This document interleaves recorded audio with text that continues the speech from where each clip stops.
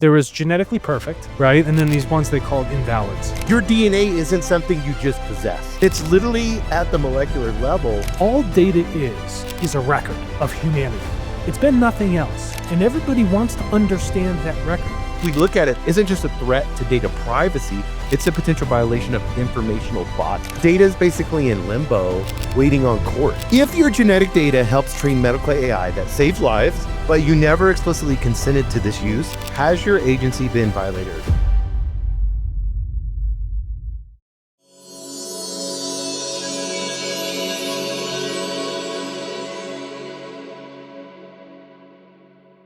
Hello, everybody, and welcome to TCast. You are here with Alexander McKay, CEO of Tartle, and Jason Rigby, Chief Conscious Marketing Officer. We want to thank you all. We got this. Take this down without it going into your head. We got this plaque, kind of cool. Well, I got to get the light off of it. There you go. For having 100,000 people subscribe to listening to our nonsense all the time. All the time, yes. So we really appreciate that. You know, look at this. Pretty cool. It's like a little stand or something. A little kickstand for it. Anyway, right there. Awesome. So happy to have you guys here. We are back. Today we want to talk about the 23andMe data crisis. What do you guys think about that?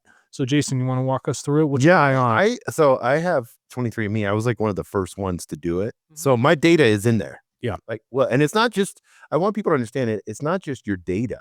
Like you think of it's like, oh, it's my login. It's your freaking DNA. You know, Think about that. Yeah. In the earliest days, the CEO, I forget what her name is, they had sold the data to GlaxoSmithKline without consent. First of all, that's like such a stupid thing to do. And they got their wrist slapped pretty hard for it. But clearly not enough, because now they're at a point and everybody knows this repository of DNA is extremely valuable. Have you ever seen the movie Gattaca? Yeah, that's a long time ago. Yeah. Ethan Hawke and Jude Law and Uma Thurman. Yeah. Do you remember what happened in that film? Barely. So there's two types of people. Like early 2000s? There was genetically perfect, right? And then these ones they called invalids. Now, when certain private groups got a hold of this genetic data, they could test against people that would say, want to go get a job. Now, if you weren't of a genetic level of perfection, they would say, no, we're not going to hire you. They would be, what the hell's the word for this? They'd be profiling people and saying, no, not going to happen. Won't do it. Sorry. When it comes to this data, if it gets sold to the wrong people, which it inevitably will, that's going to be a huge problem, because there's no reason that the same issues we saw in this like pseudo-utopian society with the movie Gattaca could not also happen here. Well, you see it in all societies do this. This is not a money issue. It's always ranking. This is the deepest targeting issue of really some of the most sensitive information. And currently today, human beings do not have the aptitude for self-control for using things like this at large. And all of this, and you can get to the backstory, is now in the hands of the bankruptcy lawyers for 23andMe to decide what goes on with the data. They're not fucking data professionals. They don't know jack shit about it. Well, the worst part is not only is your most intimate biological blueprint on the auction block. I mean, you got to really think about that. But now we have 15 million customers that are in this nightmare scenario of your data is basically in limbo, waiting on courts. No, so here's what's messed up. So lawyers and courts. I had my wife's also a part of 23andMe. I had her go on there and request to download her data. They have up to 30 days to give you your genetic information back. If you put it on there instantly, they should be able to give it back to you instantly. Right. They still haven't responded. Yes. But you don't want to go and delete that, because that's your asset. So she has to now wait until some sort of process when they release something that's rightfully hers to come back to her, and then go all the way back into 23andMe and delete the data.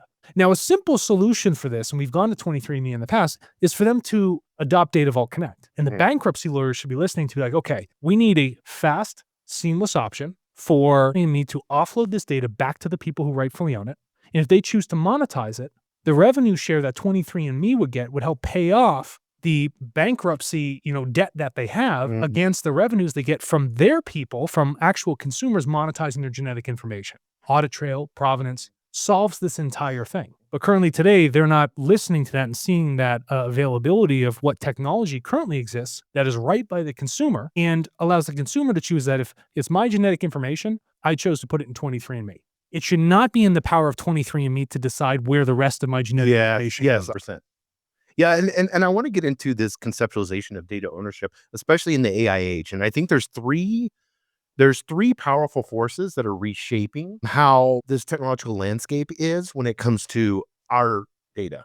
So number one is the monetization of personal data. I want to go through all three real fast, and then I want you to hit each one. The monetization of personal data, the rise of AI systems that are hungry hippo for the data, and then the growing awareness among consumers about their digital footprint, and that it does in an educated consumer, it does deserve protection. So let's start with the monetization of personal data. All three of these are symbiotic, and they're like, especially with the AI systems, when we look at this, it can only be solved by one tool. They all have one core thing that links them all, right? And it's a technology called Tartle. Okay? But if we don't have Tartle, I want people to understand this. If we don't have that bridge, kick back to the consumer, we're going to have a utopia of these companies making billions and billions of dollars off your data and nobody getting nothing from it. No one gets They'll get a social media app, or you don't get money, you don't get choice. No. You don't get control. You don't even get a guarantee that it was used to properly with licensing. You get no say. And our world is shifting to where there's so much monetization around this data. It's been happening in a B2B sense. Right.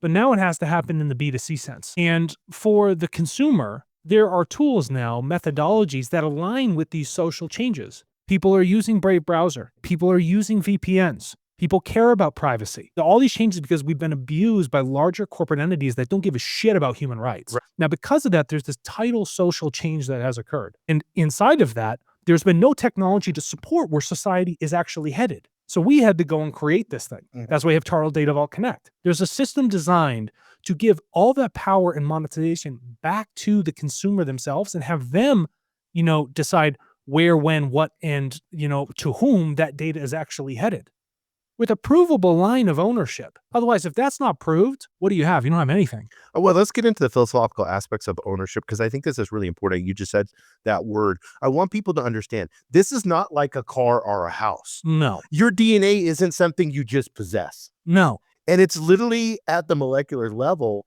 And what does that look like when it comes to data ownership when it's at the molecular level? Do you know, if think about that. So iPhones, right? Or cell phones. Right. There's different generations of these things, and they become more expensive over time because they're becoming more advanced. A genome sequence is millions of years of evolution. And what are we going to do? Hand it to somebody so they can freely choose whatever the hell they want to do with it? It's yours. You were born into it. You shouldn't have to request something which is your right at a genetic level to own.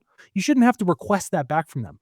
It should have been freely given to you in the first place, unrestricted. Well, I think it's an ontological paradox. That's a very interesting word. Because I think what it does is it's a contradiction in the nature of being. Of course. And your genetic data simultaneously exists as both an extension of yourself, and people aren't realizing this, a corporate asset. So if 23andMe does not want to give you your data back, they don't give a shit about your rights. They don't actually care about you as a human being.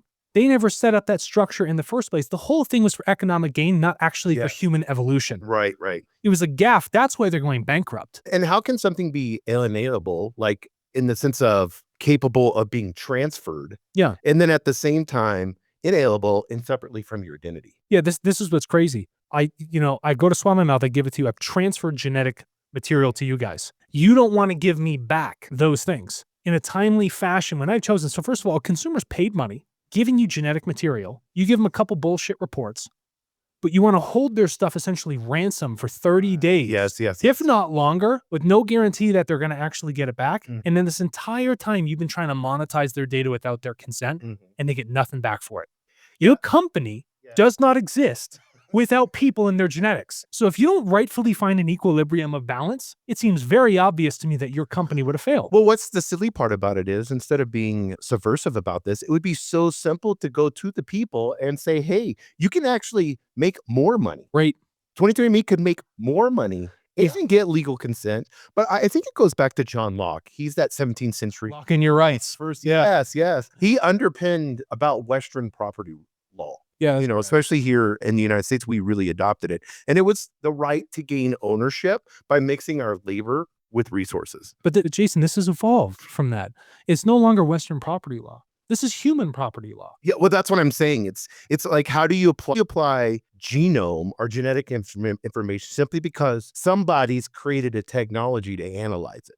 Yeah, that doesn't. They don't get the right. They don't get the right. They get an analysis, but they don't have the rights to that data. It's like I still own my property, And if even though I may have to pay, even though they assess the cost of the property through the property tax, which we won't get into that, but they're assessing the property tax. They're using a technology, however they come up with that, to say your property is worth $1 million, let's just say. But that doesn't mean they have ownership of that, because they have the technology to be able to, make a authoritative decision on that property. You see what I'm saying? Correct. Look, times have changed completely. And this whole obfuscated black market data thing that began with Cambridge Analytica, went further with banking data, took it further with X-Keyscore in the United States government and social media, 23andMe's selling this stuff over to GlaxoSmithKline. Data, it's a word that gets tossed around a lot, okay? It does not exist normally. There's some sort of human interaction involved. We could have computers everywhere. Yes. Okay? Exclusive of human beings, say you have computers everywhere. The data is not there if something is not programmed on how to capture it or told what to capture. A human has to be involved in it. All data is a record of humanity. It's been nothing else. And everybody wants to understand that record. But they have these greedy little paws that... That's what it is. They have these greedy little paws. Little raccoon paws. And they don't want to acknowledge the fact that their companies, their data pools, and their data revenues would not exist without the participation, work, calorie usage, and mental power and fortitude of human beings participating in those systems. And those systems, there's a philosopher, Luciano Floridi. He's Italian, so I probably missed, but he calls it the concept of informational organisms, or inforgs. And I think now this is really important. Humans increasingly exist as hybrid entities, he says. So they're part physical, part informational. This is what. And then if we look at it through that lens, the 23andMe bankruptcy isn't just a threat to data privacy; it's a potential violation of informational bodies. That's exactly what it is. Me sitting here, I say nothing, but being here in the room, I'm emitting information. I am an organism that has some sort of interaction with my environment. Data is captured because of that, through my own free will. Right. The only thing we see here is 23 and them. There's no 23 and me. That's being taken from them. Okay, from the people themselves. When somebody restricts the ability for people to claim what is rightfully theirs, they're trying to step in and stop naturally occurring systems and things that require biological rights from using those rights appropriately. They're trying to arrest that for economic gain. You need to hand those things back to people. They don't understand that all of their headache was because they never actually designed the system for people's benefit. Now, they can right-side their ship by having people take their data and port it through Data Vault Connect into something that they rightfully own, establish an audit trail to say that, hey, we're 23andMe. We now want to do the right thing. We've spoken with the bankruptcy lawyers. We're going to adopt Tartle Data Vault Connect. We're going to allow everybody to instantaneously port their data into that system. You can keep it securely. It has a blockchain record of ownership. And if you choose to monetize it, it's completely up to you. That's the only way we can right-side this thing from what we've done wrong for so many years. That's their only solution. That's the only solution, yeah. But you know what's going to be worse if the bankruptcy lawyers go out, because so many people are feasting. I'd say at government levels, and I would say pharmaceutical levels are feasting to come in and actually buy this data. Well, and that's what I want to do 3 questions, rapid fire with you, and you're going to answer each question, because human agency in this AI age, who do you think's going to come in and buy this data? It's an AI company. That's what there's billions and billions of dollars in the private equity firms that are being thrown at these AI companies because they know what's going to happen. No, everybody knows. This is what will happen. Sovereign nations will go to sovereign wealth funds. The sovereign wealth funds will put their money into venture capital funds that fund AI to buy this data.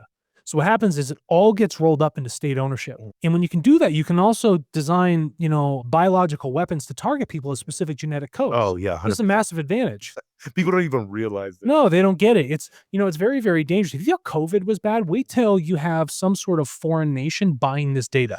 Wait till you have a nation that doesn't like a certain genetic type of people. This is exactly right. And they can have drone strikes that strike these certain people in these genetic families or whatever it may be. But let's get in these 2 questions, because it's a little fun. If your genetic data helps train medical AI that saves lives, but you never explicitly consented to this use, has your agency been violated or extended? It's absolutely been violated. Keyword right there is consent. I never consented to the use. I think it's phenomenal to go and solve and cure diseases, right?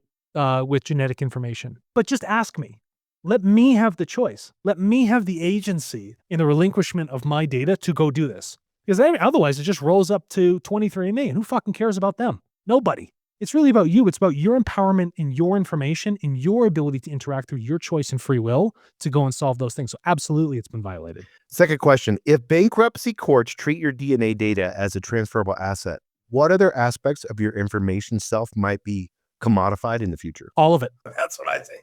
So this is one of the other things.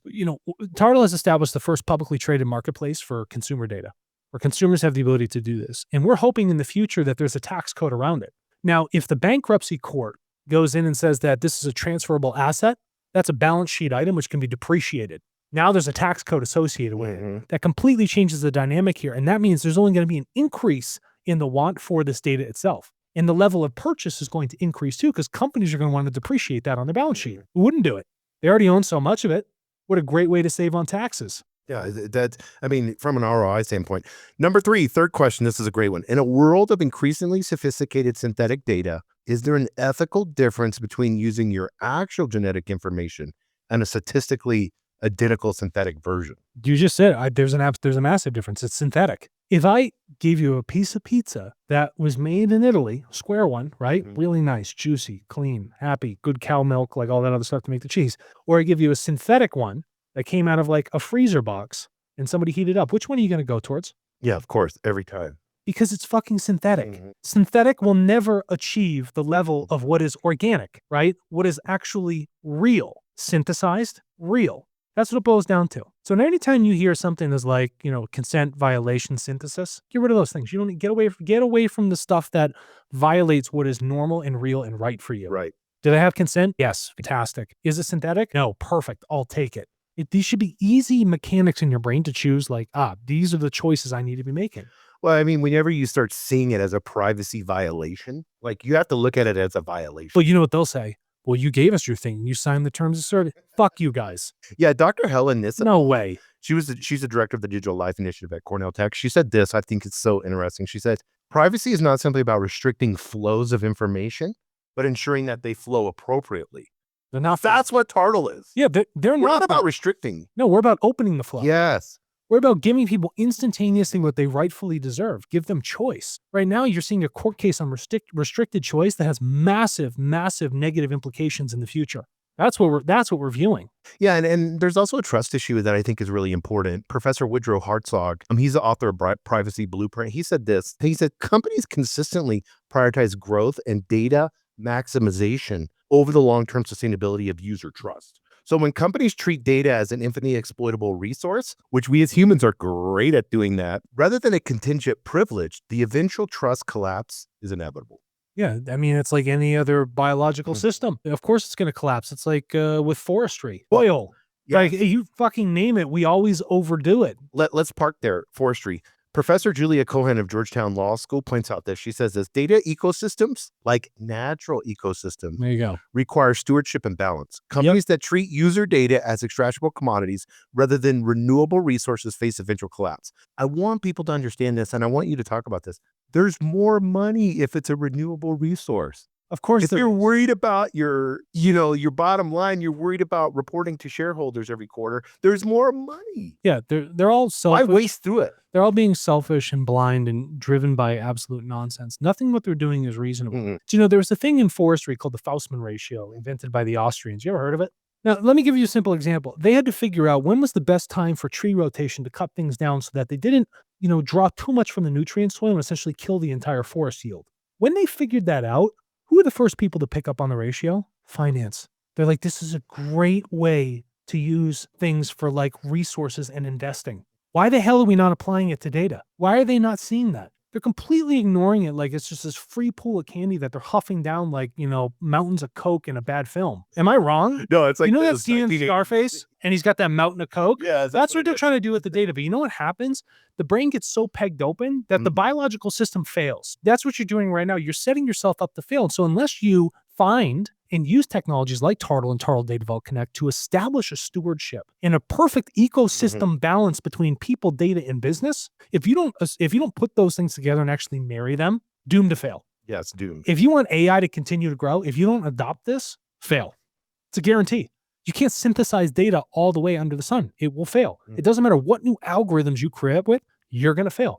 You need perfect data, rich, contextual, nuanced, bespoke data from people 24/7 from now until kingdom come. There's only one technology in the world to do it. Yeah, that's it. I think what makes 23andMe case particularly concerning is not just the genetic information, and it's not like a browsing history or purchase record, but there's four things that I want us to talk about, especially when it comes to genetic data, that a lot of people don't even realize. Number one, it's immutable. You cannot change your genetic code if it's compromised. Number two, it's permanently identifying. DNA can identify you even in decades after collection. Absolutely. And this is the big one people don't think about. The revelatory of information about blood relatives. They haven't considered, they haven't shared it. No, but my 23andMe, I can log in and their data shows all my relatives. So now you have this absolute scatter plot. And we all know that everybody is 7 degrees connected to one donor. That's it. So the second you get a statistically large body of people that you've stolen their genetic information from, keyword stolen, you have the ability to essentially map the entire human race. And what do you think you could do with that? Well, even worse is the potentially predictive of health conditions not yet manifested. Yeah, of course. The insurance companies are getting into this already right now. They can predict within 3 years of when you die. Yeah, they're pretty good at it. Yeah. But I mean, I'm telling you, it goes back to the film Gattaca. If you guys haven't seen it, watch it. It shows you one of two ways that these things actually go. It's a fantastic film, artfully done, beautiful. I want to get into at the tail end of this, because I think it's really important. We could go on and on with this, but I want to get into Tartle's vision and not just reimagining data sovereignty, but specifically how Tartle, we've built this approach around this simple yet revolutionary principle: data sovereignty begins and ends with the individual. But our platform represents a practical implication of this philosophy. When data is never divorced from continuous consent, this 23andMe case demonstrates why this approach isn't just ethically preferable, it's essential for sustainable models, like you said, in the AI age. Yeah. So I want to kind of compare Tartle to traditional data architectures. Traditional data architectures create what we call consent debt. Yeah, there's a lack of it. It's a growing gap between initial user consent and then expanding data uses that eventually it's going to become unsustainable. Right. There's no awareness, and it gets to a point where it's such a black hole that the thing collapses on itself. So Tartle's Data Vault Connect and Real Intelligence API implement a zero debt consent architecture. And I want you to talk about these 4 key features that are around the Tartle ecosystem. Yeah, go for it. Yeah. Because I think it's important that we understand our technology here at Tartle. Number one is persistent ownership. Data contributors maintain control regardless of platform changes. Tartle has no control over your data vault or your data. We can't see it. We can't move it. It's completely under your power. No matter what changes in the system, the one thing that doesn't change is your ability to always rightfully own and move and control, delete, or monetize that data as you see fit. No other technology does that for you. And the beautiful part with Tartle is, whether it's 23andMe, whether it's Facebook, whether it's Snapchat, whether it's YouTube, whether it's some new financial app that's out there, finance, whatever it may be, stock buying, Robinhood, whatever, all of those, it doesn't matter. It still goes back to you. And this is number 2, is the granular consent. Specific permission required for each data use. Yeah, so each platform. Any single moment that there is a request of your data on Tartle, you get to choose if you want to give it to that person or business at the price that you feel is appropriate, with a specific use license attached to it. You are setting all of the parameters for the use of that asset when it is given to someone else. It's like safety mechanics on, I don't know, on cars, okay? No one is selling cars now that don't have like auto braking assist, okay? Those things are now built into it, into the use of the asset. But like blind spot monitoring, auto assist, you're on ABS, going, those holding, us just holding. If we all have a breakdown, we're not really doing it. No, you're just sliding.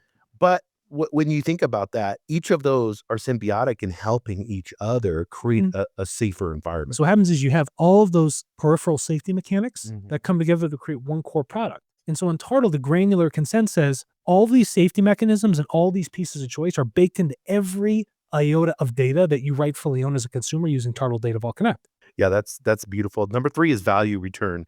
Revenue from data use flows back to contributors. Yeah, absolutely. If you are sharing the data, money comes to you for doing so. That's it. You're rightfully and fairly compensated for the sharing of that data. If companies choose to participate, Tartle will share your revenues back with the company. This is great. It's a win-win. You know what I mean? And the beauty of it is that when companies choose to do something like this, or companies choose to source their data through Tartle, they're reducing their liabilities. they're covering their ass when it comes to risk, because now they have specific use license, a full audit trail on something they never had before that was a total black hole. You're actually creating a mechanic that works not only for you, the business, but also for your consumer that's participating with you. Yeah, it's so beautiful. And this fourth one, this sounds simple, but I want Alexander to talk about this one because it sounds so simple. You're going to skip past how amazing this is. Continuous choice, the ability, keyword here, to withdraw consent at any point in the data lifecycle. Why do we have the ability to withdraw any consent at any point? But companies, once that data lifecycle starts going, there's no ability. No, there's no ability. Now, what makes the technology unique with Data Vault Connect is you can shut it off. So when you have had this pipeline of giving data to a company and you getting things in return, you can shut that off at any moment. You have full control. No one's ever built that for you. No one's ever built off a shutdown switch. Yes. The public should be demanding it, and companies should actually welcome it. Because the headache they go through to build all this other crap and try and keep up with it, or they get a data takedown request, what a hassle. If you just adopted Tartle Data Vault Connect, you don't have an economic benefit, a risk benefit, and a consumer engagement benefit. Yeah, and when it comes to, I want us to imagine if 23andMe has built on a model that is the Tartle ecosystem in the beginning. Impossible. But if they had done that, Yeah, okay. its bankruptcy would still represent a business failure. Of course it's a big, It's like if you're not selling enough kits, or the list goes on and on. yeah. But it wouldn't be a privacy crisis. User data would remain, with Tartle, user data would remain under individual control, immune to bulk transfer. Wouldn't have been an issue. In bankruptcy proceedings, research partnerships could continue. Absolutely. With explicit consent, and they would be willing participants, us as humans, rather than this bulk data asset sale. Right. And so we wouldn't have arrested the momentum of forward human evolution if they had just set this up properly. So now we're saying something, right your ship, adopt Data Vault Connect, give the people what they deserve, and fix this thing, and do not arrest the momentum of human evolution, which is far more important than your business fuck up. Yeah, I want to talk to chief data officers, chief technology officers, and closing this out, and then we'll be done with the podcast. But chief data officers, chief technology officers, whether you work for an AI company, whether you're a technology founder, whatever it may be, we must design systems that treat data ethics not as compliance burdens, but as a core architectural principle. And there's 4 things that I want you to talk about. So if we're not looking at it as a burden, something that's why do you think a CEO hires a chief data officer? We make sure, what's the first thing he's going to say? We've got to be compliant. Have to be compliant. Make we sure hear it all the time. GPDR or EU. Yeah, he's like, I don't want another $50 million fine. Yeah, exactly. So if we don't look at it as a compliance burden, but a core architecture principle, this means, number one, talk about this one, building consent mechanisms that persist throughout the data lifecycle. We kind of did that, but if you're talking to maybe another CEO or CTO or chief data officer. If you're a CEO, you look at your CTO and be like, look, Data Vault Connect, free technology. It's only going to cost you and your development team some time to put in a couple lines of JavaScript, send the data payload, 20 minutes. make everybody happy. If that, yeah. Reduce your liabilities. Yes. If anything, I just saved you $50 million. And probably you had a financial gain by adopting Data Vault Connect. Well, it's a technological safeguard that people aren't realizing, and it prevents privacy violations. Of course it does. OAuth 2 prevents privacy violations. Everything that they're doing right now, these companies, is completely reactive.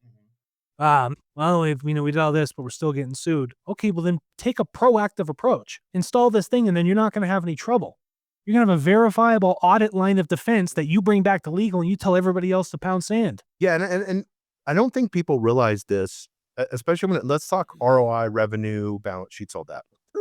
When you partner with Tartle, you create a business model where data value flows, not just to the individual and you're paying an individual for their data. Now we've got this ethical thing that goes on. You have an opportunity to revenue share on all platforms. Correct. So if I decide to say, hey, okay, we'll sell the 23andMe data. We've got the loft too. You log in, I consent. Okay, we're good. No. It goes far beyond that. What happens to Jason Rigby? I want you to share this with chief data officers. What happens to Jason Rigby in the revenue share process if he's doing other things on Tartle? So say, for instance, I'm a Home Depot or a T-Mobile or a Walmart, and we've adopted Data Vault Connect or 23andMe. No one can stop Jason from going out and monetizing his data anywhere he wants. Tartle rev shares that back with me as a business. So rather than a one-to-one stream, it's a one-to-many revenue stream that comes back to me because I did the right thing. You would be a foolish, moronic executive not to adopt something like this. And this is really important too. Not only do you get a revenue share across all these different platforms through the Tartle ecosystem, but you also can have the ability to get data enrichment. You can make all of your data access and analysis that much stronger. You could probably build an in-house artificial intelligence model that would surpass Anthropic, Claude, fucking GPT, okay, llamas, Geminis. You want to know why? They currently right now don't have that discrete access to completely bespoke, rich, contextual, nuanced data sets directly from consumers. They don't have it. They wish they would get their hands on it. And there's so many creative ways that people can use data. And there's so many ways that through the Tartle platform that you can build technology through it, So let's close out in this. Data humans future. As we reflect on this 23andMe bankruptcy and its implications, one truth emerges. And I think it's with striking clarity. The future of technology depends on rehumanizing data. You don't even need to say anymore. That's it. Unless we start to create technology that is designed for human evolution, not to extract from human beings, but actually help them evolve. That's our only choice. Otherwise, everything's doomed to fail. It's a shame because I'm not a doomsayer, but everybody seems to be teeing everything up right now for the wrong thing. And we have a technology right now, and it's a function of choice for all of you intelligent people out there, executives and consumers, to go and adopt. I'm not looking to get rich. I'm trying to actually preserve humanity. And I can't do that unless you all make the choice to do the right thing. Yeah, and in the show notes below, we're going to have the product deck links. Yep. So if you want to know more about the Tartle ecosystem, if you want to know about Real Intelligence API, if you're an AI company, or you want to know about Data Vault Connect and how you can implement that, we have the links right below. Yeah, we'll hook it up. So thank you very much for coming to listen to TCast. Hope you guys enjoyed this. Good luck to 23andMe. I hope you do the right thing. Contact us, 23andMe. Yeah, not that hard to find. I mean, look at this. Clearly, we're online. You know what I mean? So, come find us.